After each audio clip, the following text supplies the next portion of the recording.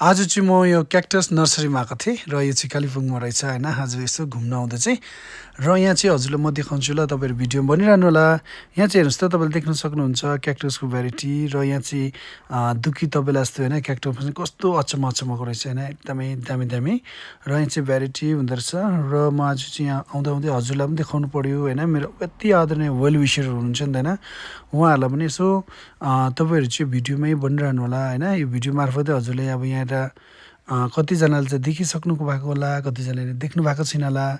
र हजुर चाहिँ भिडियोमै अब यसो हेरेरै है एकदमै दामी दामी हजुरले यो देख्न सक्नुहुन्छ। र म चाहिँ अब कोही कोही बेला यसो अहिले चाहिँ हामी अब सँगै छौँ हो, यहाँ पनि उहाँ पनि अञ्जली पनि यहीँ छ होइन।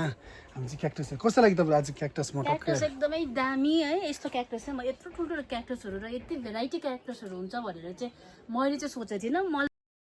साह्रै राम्रो लाग्यो। र आजको भिडियो यही नै हो। लस्, थ्याङ्क यू भेरी मच हजुरले हेर्नुभएकोमा।